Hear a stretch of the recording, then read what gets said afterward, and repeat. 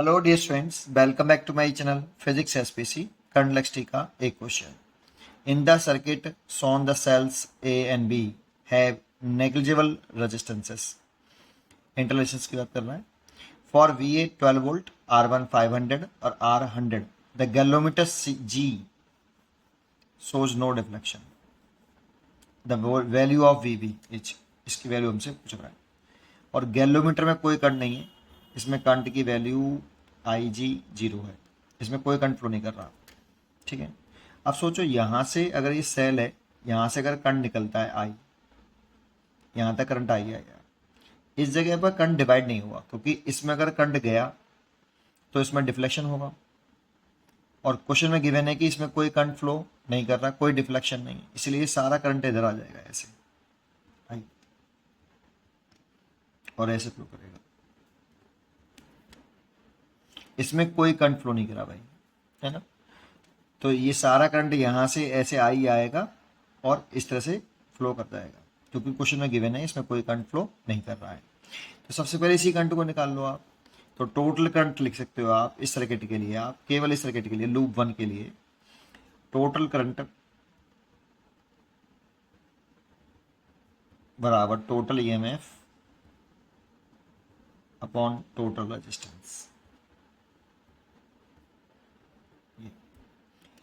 तो total current is equal to total EMF दे रखा है 12 वोल्ट अपॉन टोटल रेजिस्टेंस. देखें तो ये और ये सीरीज में है, देखो करंट सेम है, एंड टू एंड कनेक्टेड है.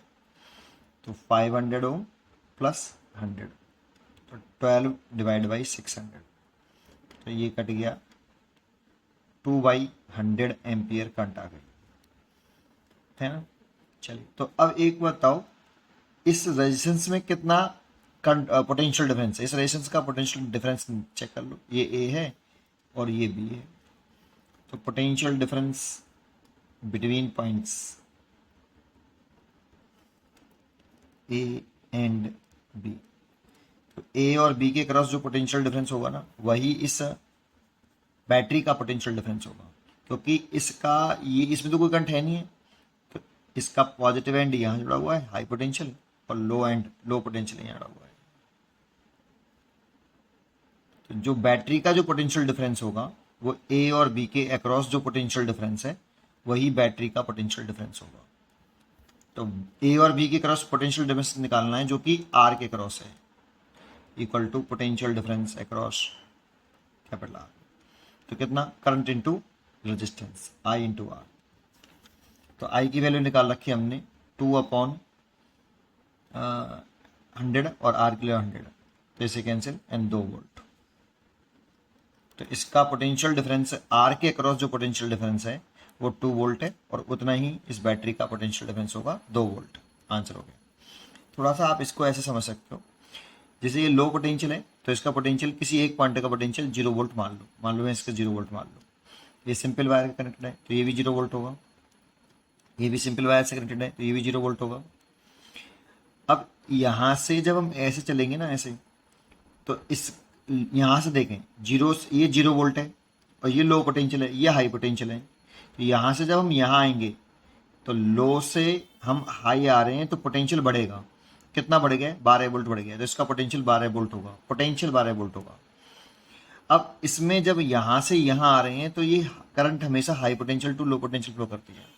तो यहाँ से यहाँ आने पर पोटेंशियल घट रहा होगा, तो कितना इसके क्रॉस जो वोल्टेज ड्रॉप हो गया होगा उतना घट गया होगा. तो कितना ड्रॉप हुआ होगा इसके क्रॉस, तो इसके क्रॉस होगा I इंटू रजिस्टेंस 500. करंट है I और रेजिस्टेंस है इतना, इतना पोटेंशियल ड्रॉप हुआ हुआ इसके क्रॉस. I की वैल्यू कितनी रखी है 2/100 इंटू 500, ये कट गया 5 बार और 10 वोल्ट आया. तो जानते हो इसके क्रॉस वोल्टेज ड्रॉप होगा 10 वोल्ट. अब यहाँ पे 12 वोल्ट है तो इस वाले पॉइंट पे कितना वोल्टेज होगा, 10 वोल्ट घट गया.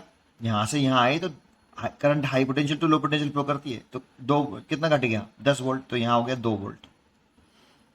अब यहाँ 2 वोल्ट, इसमें कोई करंट है नहीं, इसमें कोई करंट नहीं, जिसके अक्रॉस कोई वोल्टेज ड्रॉप नहीं होगा, तो इसके अक्रॉस कितना होगा 2 वोल्ट. तो देखो बैटरी का कितना आ रहा है, ये 2 है ये 0 है, तो पोटेंशियल में डिफरेंस कितना है 2 वोल्ट का. तो 2 वोल्ट का पोटेंशियल डिफरेंस है 2 वोल्ट, ये 2 वोल्ट आ गया.